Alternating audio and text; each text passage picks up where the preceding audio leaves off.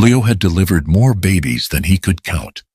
He had done it in summer heat, when the air lay thick and ice over the desert, and in winters so cold the stars cracked like glass. He had brought children into the world in wicky-ups and canvas tents, on dirt floors and woven mats, with nothing but his hands, his herbs, and the quiet authority people trusted without question. That night, none of it was enough. His wife lay on the pallet, sweat soaking her hair, her breath coming fast and shallow. Blood darkened the blankets beneath her hips, spreading despite everything Leo tried. He pressed a folded cloth against her.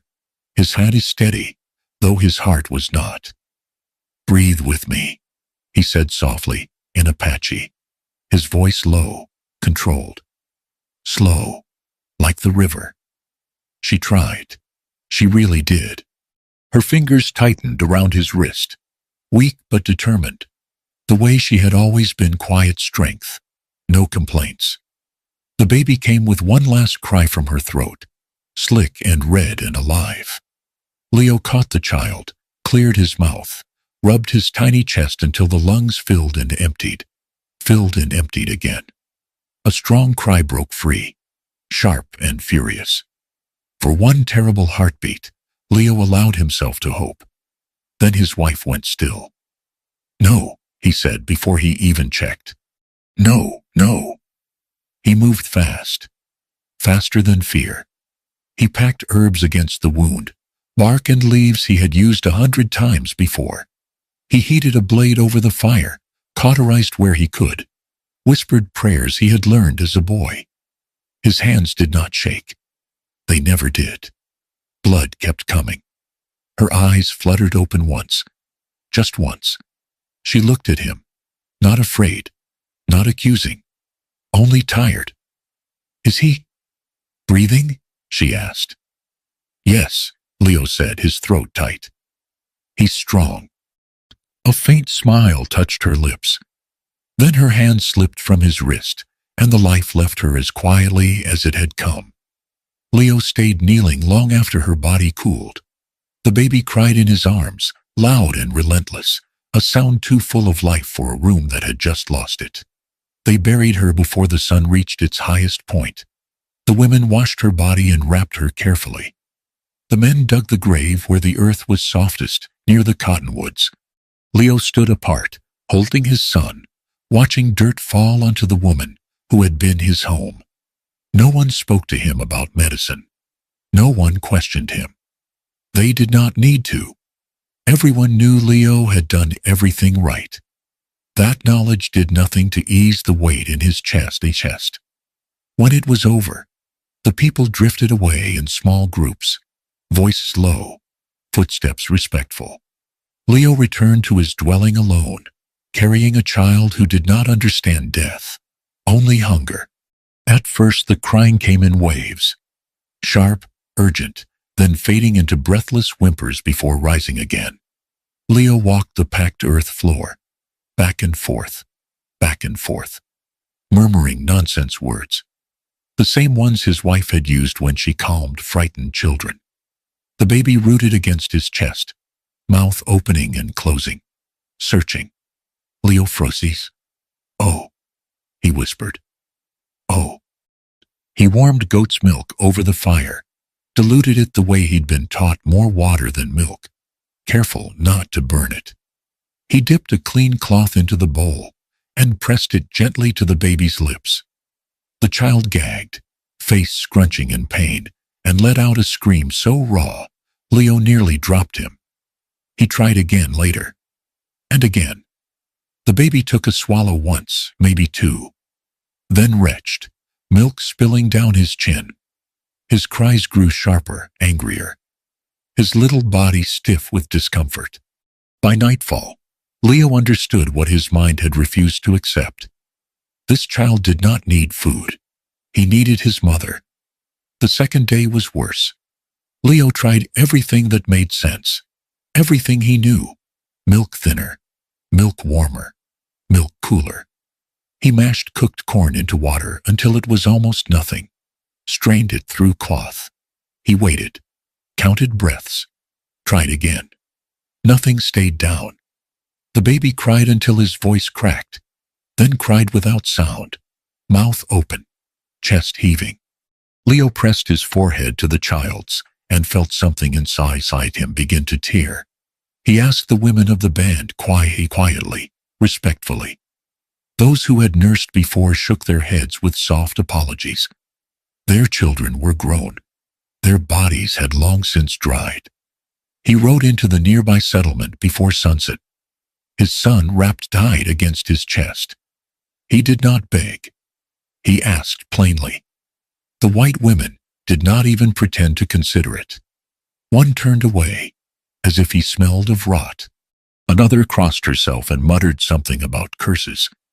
A third said, "That thing's not my problem," and shut her door. That night, Leo sat on the floor with his back against the wall, his son screaming in his arms, and understood something with terrible clarity. For all his skill, all his knowledge, all the lives he had saved, he could not feed his own child. By the third night, the baby's cries had changed. They were thinner now, weaker, more desperate than loud. Leo no longer tried to sleep. He sat by the fire, rocking, counting each breath, terrified of the silence that might follow. He whispered apologies into the dark, to his wife, to the ancestors, to a God he no longer trusted. "I did not fail you," he said once aloud, the words bitter. "I did everything right." The fire popped in answer. Somewhere outside a coyote called, then another. Leo looked down at his son's tiny face, red and scrunched with effort, mouth searching for something that was gone forever. A thought crept in, unwelcome and heavy. Maybe this was punishment. Maybe the world was reminding him that healing had limits, that life was not something you could bargain for, no matter how steady your hands were. The baby cried until he had no breath left to cry with. Leo held him tighter and waited for dawn, knowing deep in his bones that if something did not change soon, the child in his arms would follow his mother into the ground. And there was nothing left he could do. By the fourth day, Leo stopped counting time. He measured it instead by the way his son's cries changed, by how long the child could go without screaming before the sound thinned into something hoarse and broken, by how light the small body felt in his arms when he lifted him, how the bones seemed sharper now, too close to the skin. The baby no longer screamed with anger. He cried with need. Leo worked through what he knew, methodical even in despair. Panic would not help. Guesswork would not help.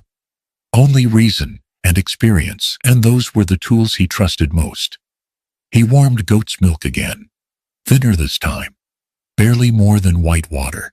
He tested it on his wrist the way the women did, careful of the heat. He soaked a clean cloth and let the baby mouth it slowly, hoping the smaller intake would ease his stomach. The child sucked once, twice. Then his face twisted. His tiny body arched. He gagged and spit the milk back out, a thin white trail running down his chin. A cry tore from him, sharp with pain. Leo closed his eyes. "All right," he murmured. "All right. I hear you." He cleaned the baby carefully, whispering apologies that made no sense even to him. He waited an hour, tried again with cow's milk, diluted far more than seemed reasonable. He had seen older children take it without trouble. This one could not. The milk brought cramps that made the baby wail until his breath hitched. Leo felt it in his own body, that helpless tightness in the chest that came when there was no answer to be found. By evening, the truth settled over him, like dust after a long ride. A newborn's stomach was not made for substitutes, not for animal milk, not for grain, not for anything, but one thing: mother's milk. Leo pressed his thumb gently against the baby's cheek. The child turned instantly, mouth opening, searching, rooting against Leo's skin as if sheer instinct could summon what was missing. "I know," Leo whispered. His voice broke despite himself. "I know." Yes, that night, he went to the women of his people again. He did not ask loudly. He did not shame them. He simply explained, in the quiet, direct way of a man who understood boundaries and necessity both. There were nods of sympathy. Gentle hands touched the baby's head. Soft words were offered. But no one had what he needed. The women who had given birth recently had lost their infants during the hard winter. Their milk had dried with their grief. Others had children already weaned, their bodies long past that season. An elder woman took Leo's hands in hers, her palms warm and rough with age.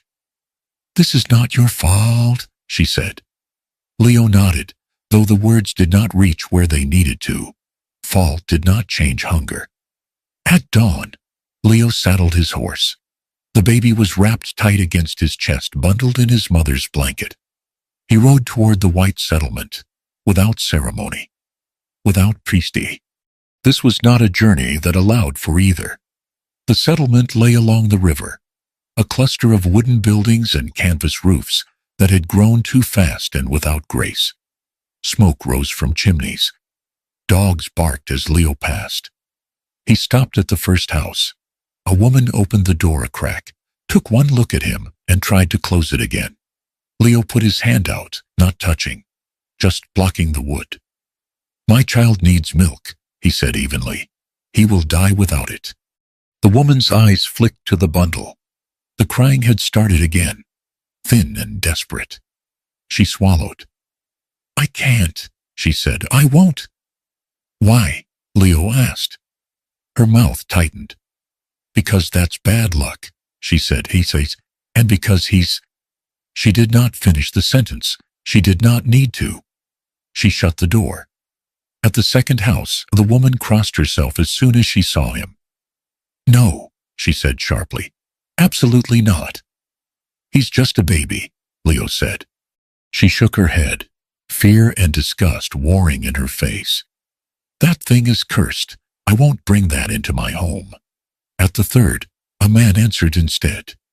He took one look at Leo, one look at the child, and laughed once, short and ugly. "Not my problem," he said. "Should have thought of that, boy." The door slammed. By the time Leo reached the edge of the settlement, the baby's crying had slowed again, fading into breathy whimpers that frightened Leo more than the screams had. As he turned his horse back toward the open land, he heard voices behind him. Two women stood near the water barrels, talking low. "Did you hear about that girl?" one said. "The one who ran?" the other asked. "Yes, just had her baby and tried to disappear. Crazy thing, screaming about wanting it back." "Well, that's what happens," the second woman said. "You don't break a contract and expect mercy." Leo did not turn around. He rode home with the words echoing uselessly in his mind. Another closed road among many. That night, the fire burned low. Leo sat on the packed earth floor, his back against the wall, rocking his son in slow, careful movements. He counted the baby's breaths, the way he once counted heartbeats under his hands. The crying came in short bursts now, each one weaker than the last. Leo felt something cold settle in his gut. He had seen this before. Not often, but enough. The body, starved of what it needed, began to conserve. The cries were not stopping because the hunger was gone. They were stopping because there was no strength left to express it. Leo pressed his forehead to the baby's soft hair. "I'm here," he said again and again, as if saying it might be enough. "I'm here. I won't leave you." But presence was not nourishment. For the first time since his wife's death, Leo felt the edges of panic claw at him. Not the sharp, useful kind that made the hands move faster, the mind focus tighter, but the slow, suffocating kind that whispered of inevitability. Maybe this was the limit. Maybe the world was done testing him and was simply collecting its due. The fire crackled. Shadows shifted along the walls. Outside, the night stretched wide and indifferent. Leo lifted his son and looked at him closely. The baby's lips were dry now. His skin felt cooler than it should. "I saved you," Leo whispered. "I saved you when I couldn't save her." The words tasted wrong. Had he saved anyone at all? Near dawn, there was movement outside.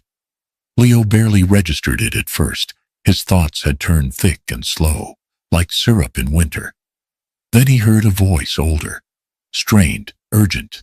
"Leo!" someone called. "Leo, wake up!" He pushed himself to his feet, joints stiff, and opened the door. An Apache woman stood there, her gray-streaked hair plastered to her face with river water. She was breathing hard, her arms wrapped around another figure smaller, limp, unmistakably white. "I found her by the river," the woman said. "She was caught in the reeds, nearly gone." Leo looked down at the woman's face, pale beneath the dirt and wet hair. Her lips were blue, her breathing shallow. Behind him, his son let out a weak cry. The older woman followed his gaze. Her eyes softened. "Help her," she said, "and maybe—" She hesitated, then finished quietly, "Maybe she'll help you." Leo did not ask questions. He stepped aside and let them in, unaware that the last road he had not yet walked had just opened before him. The woman was lighter than Leo expected. When he took her from the elder's arms, her body weighed no more than a bundle of wet clothes, all bone and chill beneath soaked fabric. River water dripped onto the packed earth as he carried her inside, each step careful, deliberate. He laid her near the fire, rolled a blanket beneath her shoulders, and set to work without pause. Habit took over where thought failed. He stripped away the wet dress, replaced it with dry cloth, rubbed her limbs briskly to bring blood back to the surface. He fed the fire until it snapped and hissed, then crushed leaves and bark in a stone bowl, the familiar bitter green smell rising as he worked. She shivered, teeth chattering, breath shallow and uneven. "Stay," he murmured, not sure who he was speaking to, her, himself, the night that had nearly taken her. "Stay." The elder woman hovered at the doorway, hands clasped tight. "She was still breathing when I pulled her free," she said. "Barely." "That's enough," Leo replied. "Barely is enough." He tipped a few drops of warm infusion between the woman's lips. She swallowed weakly, coughed, then settled. Color crept back into her cheeks, faint as dawn. Behind him, the baby cried. The sound cut through Leo like a blade. He turned, heart tightening. The cry was thin now, exhausted, more air than sound. He crossed the room, lifted his son, pressed him close, rocking with a rhythm that came from somewhere older than memory. "I know," he whispered. "I know." When he returned to the woman by the fire, she had begun to stir. Her lashes fluttered, her brow creased, as if caught in a dream too heavy to escape. "Don't," she whispered. Her voice was hoarse, barely there. "Don't go. Please, don't leave me." Leo froze. She turned her head slightly, eyes still closed, words spilling without sense. "I'll do anything. I'll give it back. I swear. Just don't take him." The elder woman's breath caught softly behind him. Leo knelt and placed 2 fingers at the woman's wrist. Her pulse was stronger now, uneven but present. "You're Sweefy," he said, though he did not know if she could hear. "You're not alone." The woman's lips trembled. A tear slid down her temple and disappeared into the blanket. Then the baby cried again, one short, ragged sound. The woman's eyes snapped open. She stared, unfocused at first, then sharp with sudden awareness. Her gaze darted from the fire to the elder woman, to Leo, and then to the small bundle in his arms. The sound reached her before thought did. Her breath hitched. She pushed herself up on her elbows, wincing at the effort. "A baby," she said. The word broke in half on her tongue. Leo hesitated. "Rest," he told her. "You're weak." She ignored him. Her eyes were fixed on the child, wide and shining, as if pulled by a force she could not resist. The baby cried again. She swung her legs off the pallet, nearly collapsing. Leo moved instinctively, steadying her with one hand while keeping the child secure in the other. "You shouldn't," he began. "Give him to me," she said. It was not a request. Leo stared at her. "You've been in the river. You're barely—" "Give him to me," she repeated, her voice steadier now, something fierce burning beneath the exhaustion. She reached out, hands trembling, but sure. The elder woman drew a sharp breath. "Girl." The woman shook her head, never taking her eyes from the baby. "He's hungry," she said. "I can hear it." Leo looked down at his son. The child's mouth opened and closed weakly, searching as if he sensed what Leo could not see. "How do you know?" Leo asked quietly. The woman's throat worked. "Because that sound never leaves you," she said, "even when you try to drown it." She took another step closer, swaying. "Let me help." Leo's mind raced. She was white, a stranger, brought in-house dead from the river. And yet the baby's cry faltered, turned into a breathless whimper. Leo made a decision. He loosened his hold and placed the child in her arms. She cradled him, with a familiarity that stole the air from Leo's lungs, adjusted his head without thinking, drew him close to her chest. Then she looked at Leo and asked, almost sharply, "Are you just going to stand there?" He blinked. "What?" She did not wait for an answer. Her hands moved to the buttons at her collar. Leo understood in the same instant his breath caught. He turned away at once, face burning, heart pounding. Behind him, there was a pause just long enough to make fear bloom. Then silence. Not the terrible silence Leo had been dreading, but a different one. A full one. The baby's cries stopped. Leo heard it then. The small, desperate sound of a child feeding, sucking, swallowing, living. His knees nearly gave out. He gripped the edge of the table, eyes closed, breath shaking. The sound went on, steady and real, proof of something he had almost lost. Behind him, the elder woman sank down onto a stool, one hand pressed to her mouth. Minutes passed. Leo did not bite, did not dare. When he finally turned, the woman sat by the fire, the baby nestled against her bare skin, his tiny hands curled, his body relaxed in a way Leo had not seen since birth. The woman's face was streaked with tears, not loud ones, quiet, constant. "He's starving," she said softly. "I know," Leo replied. His voice was rough. "I tried." She shook her head. "You couldn't have fixed this." She looked down at the child, her expression breaking. Some things aren't meant to be fixed alone. The baby suckled, slow now, satisfied. Leo swallowed. "Do you have a child?" he asked. Her shoulders stiffened. "Yes," she said. "Where is he?" She did not answer at first. When she did, her voice was thin. "Not here." The silence returned, heavy but no longer empty. Leo nodded once. "Thank you," he said. It felt too small a word, but it was all he had. She gave a humorless smile. "I didn't do it for you." "I know," Leo said. They sat that way until the baby finished feeding and slipped into sleep, his mouth falling slack, breath deep and even. Only then did the woman lean back, exhaustion crashing over her all at once. Leo moved without thinking, taking the child gently from her arms and laying him in a basket near the fire. "What's your name?" he asked. She hesitated. "Olivia." "I'm Leo." She nodded faintly. "I know." He did not ask how. Outside, dawn crept along the horizon, pale and quiet. Inside the small dwelling, for the first time since his wife's death, Leo watched his son sleep without fear.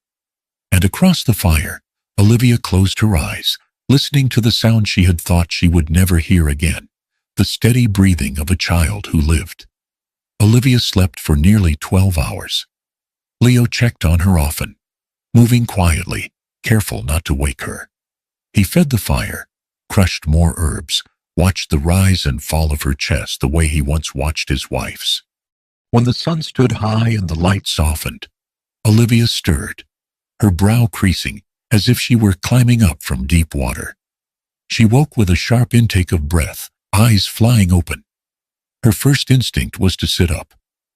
"The baby," she said hoarsely. "He's sleeping," Leo replied at once. "He fed well." Relief crossed her face so fast it hurt to see. She slumped back against the rolled blanket, one hand pressed to her mouth, shoulders shaking with silent sobs she did not try to hide. Leo waited. He had learned long ago that grief demanded space. Words came later, if at all. When Olivia finally opened her eyes again, she looked older than she had the night before. Not in years, but in weight. Like someone who had been carrying something too heavy for too long. "I didn't mean to," she said quietly. "I didn't plan to end up here." "You don't have to explain," Leo answered. She let out a breath that was almost a laugh. "Everyone always says that. Then they wait." Leo shrugged slightly. "I don't need the story to let you stay." That made her look at him, really look. Her eyes were a pale gray blue, sharp despite the exhaustion. "You're not afraid of me," she said. "No," Leo replied. "You fed my son." Something in her expression broke open at that. She turned her face away, blinking hard. From that day on, Olivia stayed. At first it was only because the baby needed her. That was the understanding between them. Unspoken, but firm. Leo did not ask her to remain. She did not offer promises. They simply did what needed doing. Olivia fed the baby every few hours, her movements practiced and sure, as if her body remembered something her mind was still trying to forget. Leo watched from a respectful distance, turning his back when he should, keeping his eyes on the fire or the door. There was nothing awkward in it, only a quiet awareness of boundaries neither of them wished to cross. The baby changed quickly. Within days his cries grew stronger. His skin warmed. His small fists curled with purpose instead of desperation. For the first time since his birth, he slept for longer stretches, his breathing deep and even. Leo slept too. Not well, not long, but enough that the sharp edge of panic dulled. One evening, as the light faded and the desert cooled, Leo sat sharpening a blade, while Olivia rocked the baby near the fire. The child nursed, then pulled away, milk-drunk and drowsy. "He's going to be big," Olivia murmured. Leo glanced over. His mother was strong. "Yes," Olivia said softly. "I can see that." The word mother hung between them. Leo did not correct her. They spoke little about the past at first. When Leo asked about her condition, Olivia answered plainly. When he asked if she was in pain, she nodded or shook her head. But when his questions strayed too close to the shape of her grief, about the night she'd gone into the river, about the words she'd spoken in her fever, she closed herself off, answers shortening, eyes turning distant. Leo learned when to stop. In time, the pieces came anyway. Olivia spoke of poverty without drama, of work that dried up, of a choice made because there seemed to be no other. She did not name the people who had hired her, only said they had money and patience and rules she had believed she could follow. "I thought it would be simple," she admitted one afternoon as she rinsed cloths by the basin. "Carry the child, give birth, walk away." "And?" Leo asked gently. She laughed, a short, broken sound. "And then he kicked. And then he moved when I sang. And then he stopped being an idea and started being mine." She did not say more. She did not need to. Leo nodded once. "I thought I could save everyone," he said, surprising himself. "I thought knowing how to heal meant no one I loved would die."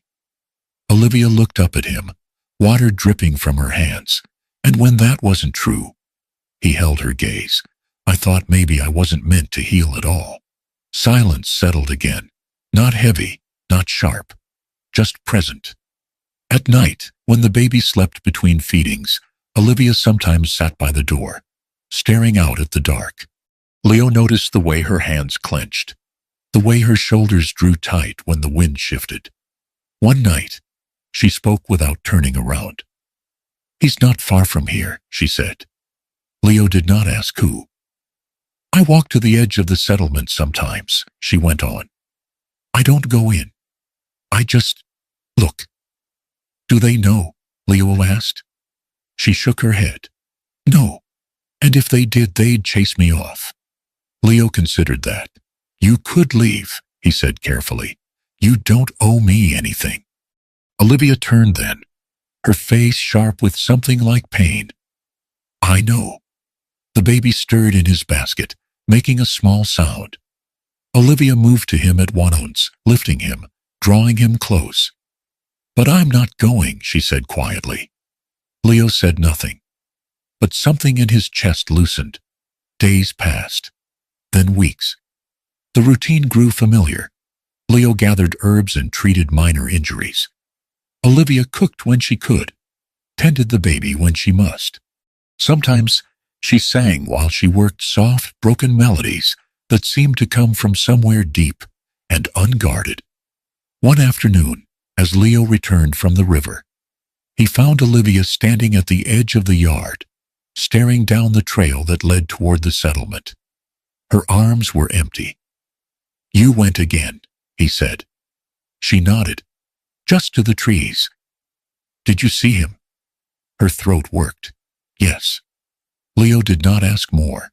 He did not need to hear the answer to know it. That night, as Olivia fed the baby, her hands shook. "I shouldn't feel this way," she whispered suddenly. "I shouldn't be angry." "Why not?" Leo asked. "Because he's alive," she said. "Because I'm feeding your child. Because I should be grateful." Leo stepped closer, careful not to startle her. "Gratitude doesn't erase love," he said. "It doesn't cancel it out."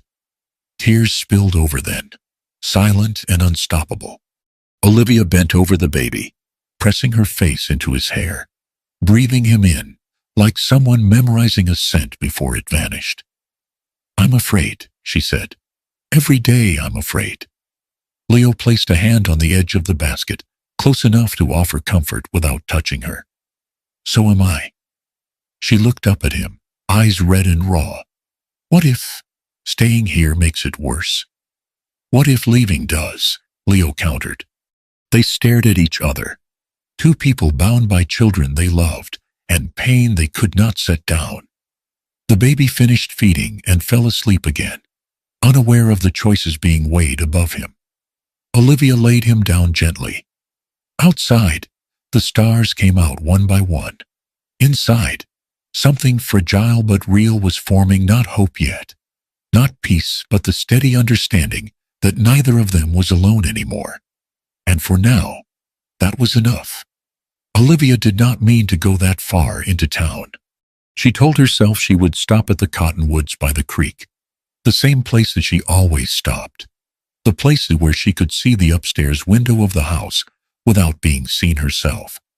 She told herself she would look once, make sure he was breathing, make sure his chest rose and fell the way it should, then turn back. That was the rule she had made with herself. Rules were the only thing keeping her upright. But that morning, the air felt wrong, too quiet.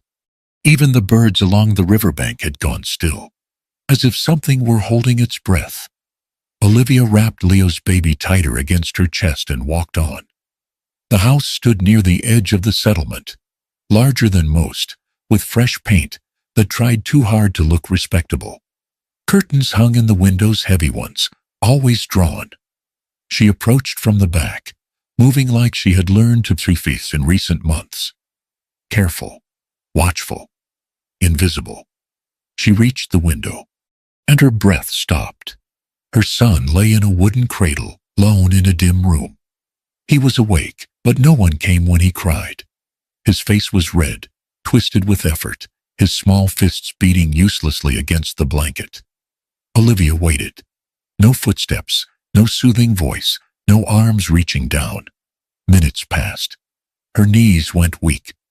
She pressed her hand to the glass, not thinking, just needing to be closer. That was when she saw the marks. Faint bruises along his upper arm. Too precise to be accidental. Too dark to be nothing. Her stomach turned cold. A door slammed somewhere in the house. Voices drifted through the floorboards below. Laughter. A man's voice, sharp and impatient. "He's a means to an end," the man said. "That's all." Olivia stumbled back, heart pounding so hard she thought it might tear free of her ribs. She didn't remember the walk home. Only the moment she crossed the threshold and nearly collapsed, clutching Leo's child to her like a lifeline. Leo looked up from where he was grinding herbs.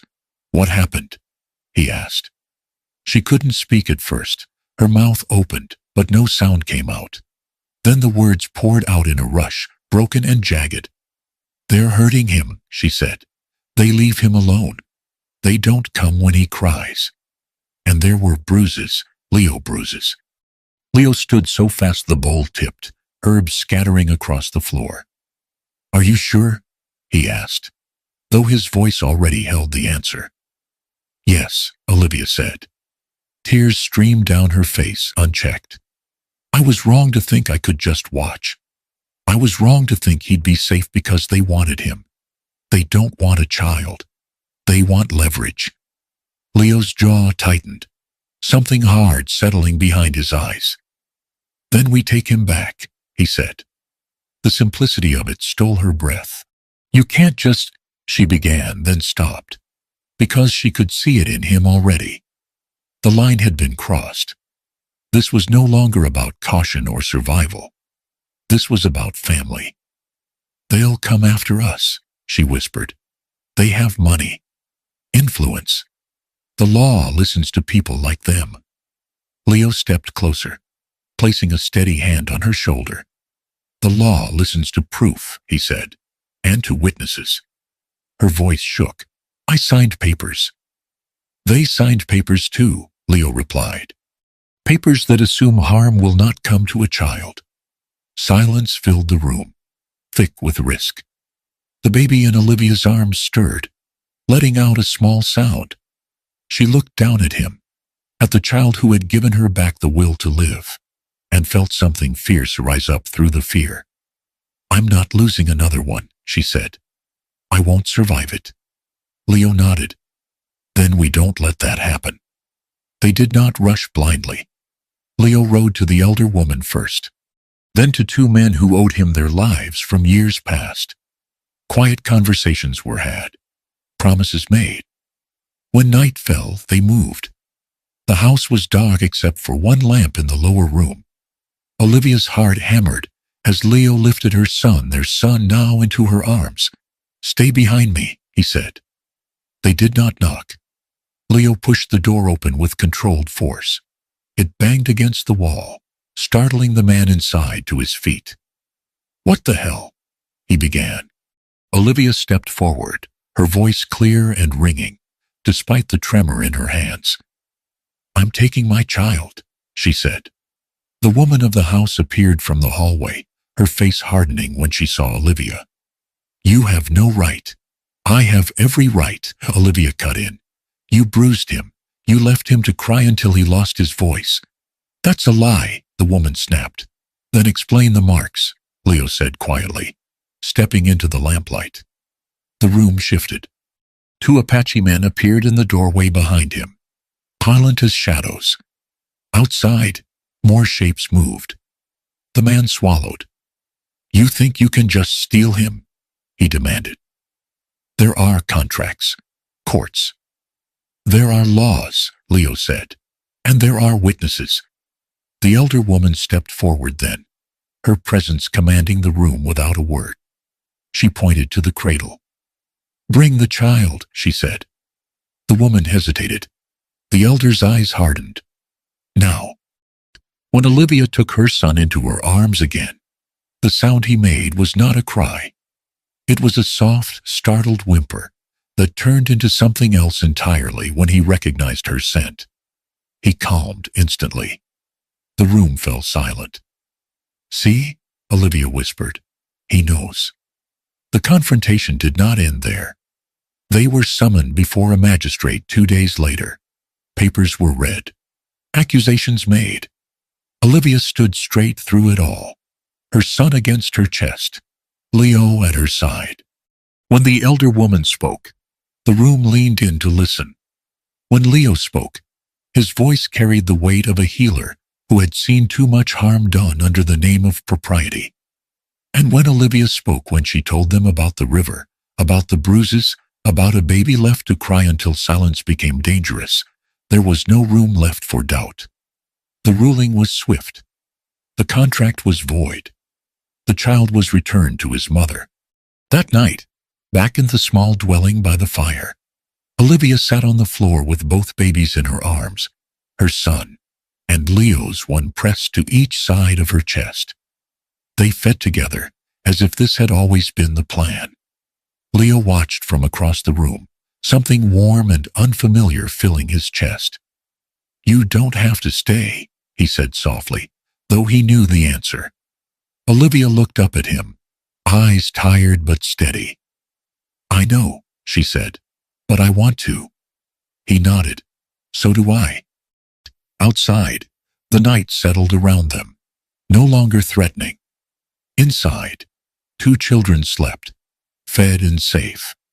And between them stood 2 people who had chosen at last not to let go. The land changed with the seasons, but the cabin stayed the same. It stood where Leo had built it years ago, set back from the river and sheltered by cottonwoods that whispered when the wind came down from the hills. What changed was what lived inside it. 2 cradles now stood near the fire.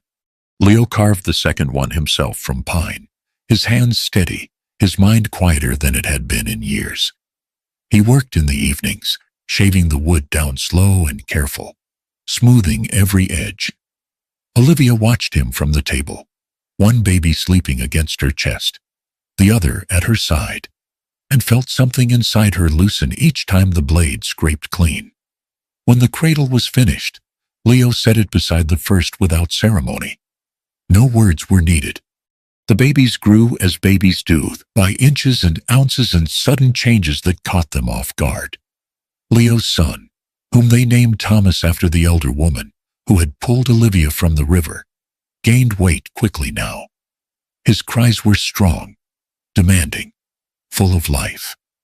Olivia's son Eli grew quieter but watchful, his eyes always tracking movement, his small fingers curling tight around Olivia's shirt when she held him. They were different boys, but they were brothers all the same. Olivia fed them both, sometimes one after the other, sometimes together, her body aching, but her heart full in a way she had not believed possible. There were moments, quiet ones, dangerous ones, when she felt the old grief rise up, sharp and sudden, threatening to take her under again.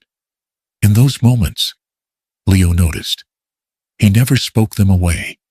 He simply brought her water, took one baby without being asked, sat near her until the feeling passed. Grief, he had learned, did not disappear. It softened when shared. They did not pretend the past had not happened. Some nights, when the children slept and the fire burned low, Olivia spoke of the months. She had been imprisoned by the contract, watched and measured like property. She spoke of the moment they took her son from her arms, of the sound she made, then a sound she did not recognize as her own. Leo listened. Other nights, Leo spoke of his wife, of her laugh, of the way she sang while grinding corn, of the certainty he had carried that he could save her if only he worked harder, faster, better. Olivia listened. They did not try to replace what had been lost. They honored it, made room for it. And in that space, something new grew without force or fear. The settlement took time to adjust. There were looks at first, whispers, questions asked too softly to answer, and judgments spoken too loudly to ignore. A white woman living with an Apache man. Two babies, neither fitting the neat lines people preferred. Leo met every gaze calmly. Olivia held her head high. And those children thrived. When people saw that, truly saw it, the whispers began to thin. The babies were healthy, fed, loved. That truth was hard to argue with. The elder woman visited often, bringing herbs and sharp advice, and a presence that quieted any trouble before it started. "These boys will grow strong," she said one afternoon, watching them kick and wriggle in the sun, "because they are raised with truth." "What truth?" Olivia asked. The elder smiled. "That family is made by those who stay." It was late summer when Leo realized something had changed between him and Olivia. Not in a sudden way, no sharp line to mark it. He noticed it in the way she reached for him, without thinking, when one baby cried and the other followed. In the way his hand found her back when she grew quiet. In the way they moved around each other, without collision or hesitation, like people who shared more than space. One evening, as the sun dropped low and the boys slept at last, Olivia sat beside Leo on the porch. "Do you ever think about leaving?" she asked. He considered the question honestly. "No." She nodded. "I don't either." The silence that followed was warm, unafraid. "Leo," she said quietly, "I don't want to be a guest here anymore." He turned to her. "You never were." Her breath hitched. "I want this," she said. "All of it. The hard days, the watching, the staying." Leo looked out over the land, then back at the woman who had saved his son and herself within these walls. "So do I," he said. That was all it took. They did not marry quickly. There was no rush, no need to dress their commitment in ceremony before it was ready. But when winter came again, softer than the last, Leo built another room onto the cabin. When spring followed, Olivia planted a garden beside the cottonwoods. The children took their first steps on packed earth. And one quiet morning, with the elder woman standing witness and the land stretching wide around them, Leo and Olivia bound their lives together, not to erase the past, but to protect the future. The babies slept through it. Years passed. The cabin filled with noise and movement and life. Thomas grew tall and stubborn, quick to laugh and quicker to argue. Eli grew thoughtful, his curiosity boundless, his attachment to Olivia unwavering. They learned early what they were to each other. One afternoon, when Eli was 5 and Thomas 6, the question came at last. "Why do we have the same mama?" Thomas asked, brow furrowed. "But different beginnings." Olivia knelt before them, her hands steady. Leo stood just behind her, close enough to lend strength without interrupting. "Because families aren't made one way," Olivia said. "They are made by love and choice." "Did you choose us?" Eli asked. "Yes," she said without hesitation. "Every day." Leo placed a hand on each boy's shoulder. "So did I." That was enough. On the 7th anniversary of the storm, the one that had nearly taken everything, Leo and Olivia stood beneath the cottonwood tree they had planted together. The boys chased each other through the grass, laughter echoing across the land. "I almost didn't knock," Olivia said softly. "I almost didn't open the door," Leo replied. They smiled at each other, the shared understanding deep and unspoken. "That night," Olivia said, "I thought survival was the best I could hope for." Leo watched his sons, their silhouettes bright in the sun. "Sometimes survival is just the beginning." She reached for his hand. He took it. Together they watched the boys run, 2 lives saved, 2 futures claimed, one family forged not by blood alone, but by courage, loss, and the stubborn refusal to give up on love. The land held them, and they held each other.